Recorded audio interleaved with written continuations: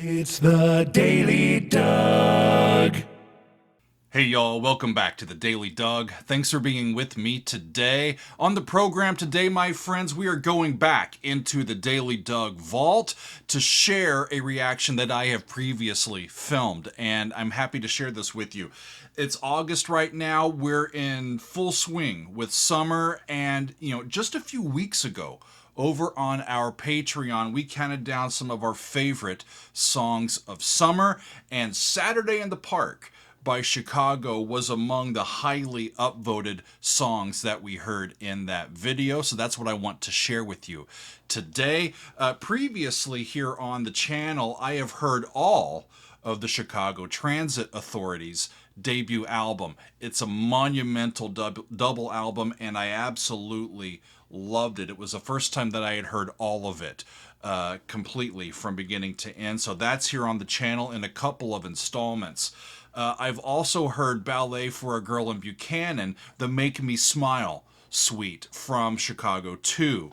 And I absolutely loved that one as well. I love a lot of Chicago music. That's why not a lot of Chicago music is here on the channel, because I'd be reacting to something that I already know. And actually, that's what's happening today.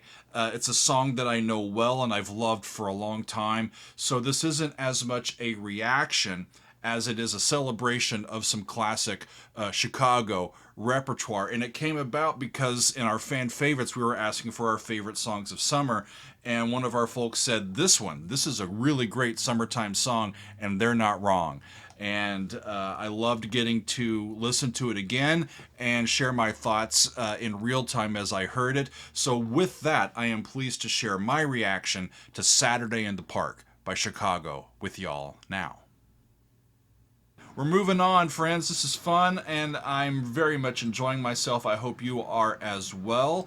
Next up is one that I know quite well, and I'm excited that this one got in. This reminds me of summer, y'all. Saturday in the Park by Chicago. It's comes to us from Mike Romanu. Thank you, Mike. And Mike says, it may not have the word summer in the title, but it sure feels like a summer song to me. I'm with you. I'm with you, Mike. So this one was written by Robert Lamb and included on Chicago 5, which was released in 1972. He had the idea for this song when they were in New York City in 1970 recording Chicago 3. And Robert had spent some time in Central Park, and apparently he was really enamored with all the people that were in Central Park and all the activities that were going on there, and he decided that he wanted to write a song on this theme, and that's where this song comes from. At the time, it was the band's highest charting single at number 3, and it helped lift this album to number 1 on the charts. And it's one that I know quite well, and I've heard many times, and I love it. So let's enjoy some Saturday in the Park. We've got Robert Lamb on lead vocals and piano. Peter Cetera is also on vocals and plays the bass. Terry Kath on guitar, Lee Lufnane on trumpet, James Pankow on trombone, Walter Parazater on saxophone, and Danny Serafine on the drums. We've got Chicago, and it is Saturday in the Park. Off we go. Yeah. I might be tempted to play along with this one.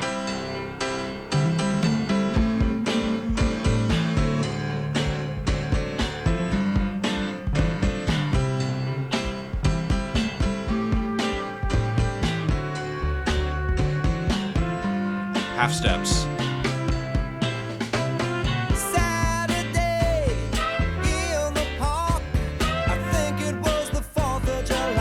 Circle of fifth progression. A goes to D, goes to G, goes to C.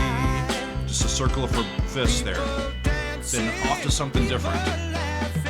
A man selling ice cream, singing Italian songs.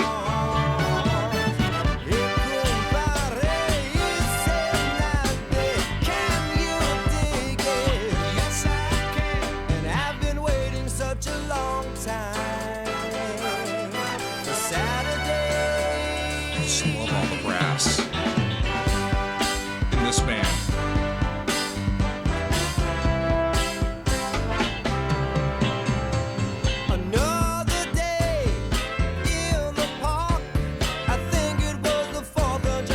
lands on C, starts on A minor, and that's a D dominant 7, which goes to G dominant 7, and then it resolves to C.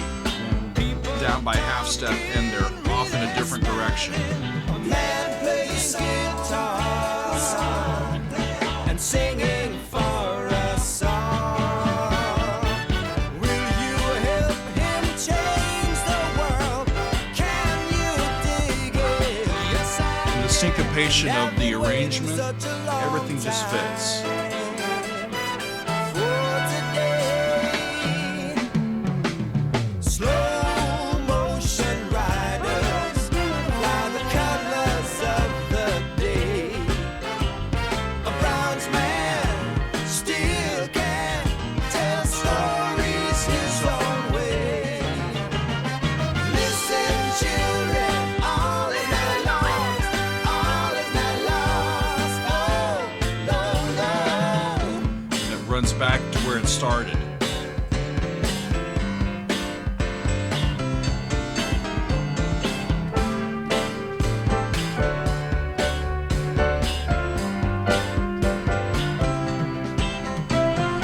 Funny days in the park, and every day's the 4th of July. Funny days in the park. Add a lot of color if you use the sevenths of these chords. Most of them are either have the minor seventh or the major seventh included in that chord. Waiting for a song. Waiting for a song. If you want it, really want it, can you dig it? Yes, I can.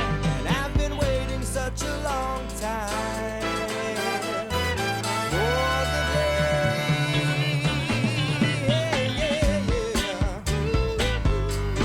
I wish they put the rhythm guitar in the whole mix instead of just in this ear. I think it provides really good fodder.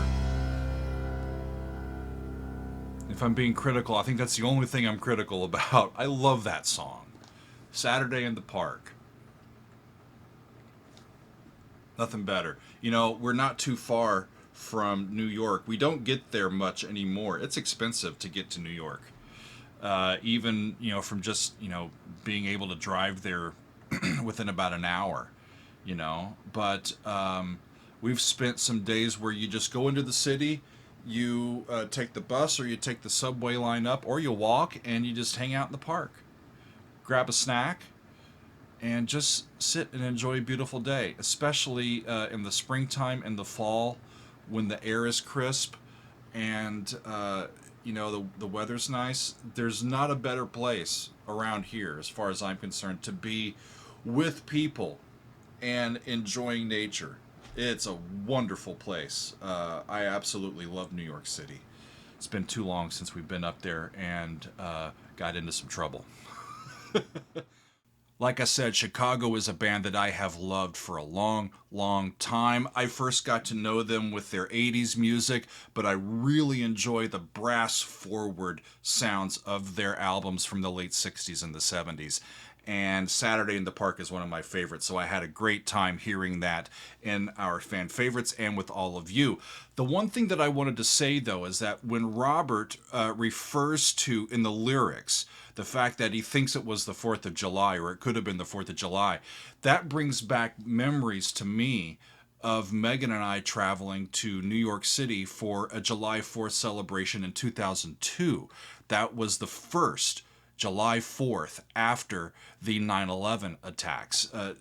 When the attacks happened, Megan and I were living here in New Jersey, and I was in the middle of my master's program, and I ended up graduating in May of '02, and we were going to be moving back to the Midwest in August. So when July 4th came around, we didn't know if we'd ever be back in this area or have the opportunity to go to New York and see the fireworks and be among the mosaic of people, this wide variety of people of all shapes and sizes and languages and dialects, and just be there and experience all of that that love and that togetherness. And it stands out as one of the great memories of my life to be able to go there and to experience it firsthand. And so when Robert observed similar activity there in Central Park, I think it made a similar impact on him. Independence Day here in America is one of these special days in the year where we tend to put our regular grievances and our gripes aside, and we cook out and we enjoy ourselves and we just join together and celebrate. And what Robert saw in Central Park, I don't think was July 4th. It was just a regular day, but the mosaic of people, the activity, the fervor that was there, and everybody just coexisting and enjoying themselves in this shared space. I think it just reminded him of that same type of celebration that occurs on July 4th, and that's what led him to say every day is the 4th of July here. And so he was just, I think, lifting that up and saying, yeah, this can happen. It doesn't have to be just on one day. Every day can be the 4th of July. And that's, from a lyrical standpoint, I think one of the magic things about the song. And of course, the music itself, the sounds that we hear from him singing and all of the brass and all the band playing together, it's just one of these classic American songs. And so I'm happy to share that with all of y'all today. I hope you enjoyed it. I sure did. Thanks y'all for being with me, and we'll see you next time on another edition of The Daily Doug.